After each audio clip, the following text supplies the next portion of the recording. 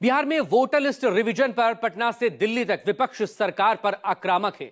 विपक्ष का आरोप है कि सरकार चुनाव आयोग के जरिए चुनाव की चोरी कर रही है। इसी मुद्दे पर केंद्रीय मंत्री चिराग पासवान ने क्या कुछ कहा, सुनवाते हैं आपको। हमारे साथ चिराग पासवान है और सिर्फ एक ही सवाल है जो कि सबों के जुबान पर है, पटना से लेकर दिल्ली तक, और वो ये कि एसआईआर में 52 लाख वोट कट गए अभी तक।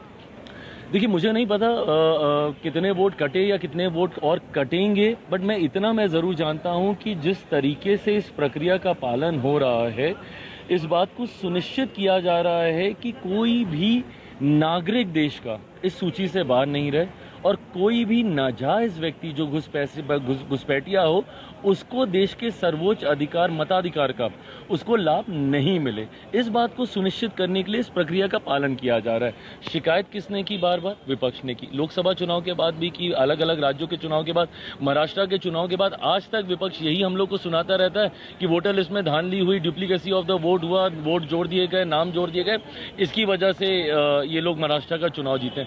तो भैया, जब आपकी शिकायत के ऊपर जब कार्रवाई की जा रही है, और ऐसा तो नहीं है कि देश में ये पहली बार हो रहा है, इससे पहले भी हुआ है, तब के और अब के में क्या फर्क है? सिर्फ इतना ही फर्क है, टेक्नोलॉजी को बदला गया।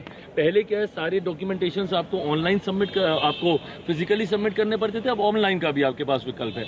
उसके बावजूद अगर किसी को एतराज है इस बात का, तो आप अपील के लिए जाइए ना। 3-3 बार आपको अपील का, 3-3 स्तर पे आपको अपील का आपको अधिकार दिया हुआ है। और हम लोग राजनीतिक दल हैं, हम लोग की जिम्मेदारी बनती है। दिक्कत यह है कि विपक्ष के कार्यकर्ता कभी धरातल पर रहते ही नहीं है, जमीन पर जाते ही नहीं है।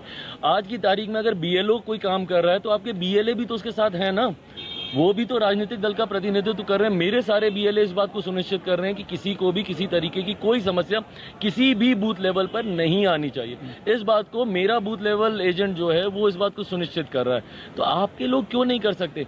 हर चीज पे हंगामा खड़ा करना, हर चीज का राजनीतिकीकरण करना, हर चीज को सिर्फ और सिर्फ हमारी सरकार लेकर आ रही है इसलिए वो गलत है, और आप जब लेकर आए उस चीज को वो सही हो जाती है, ये सोच ही गलत है।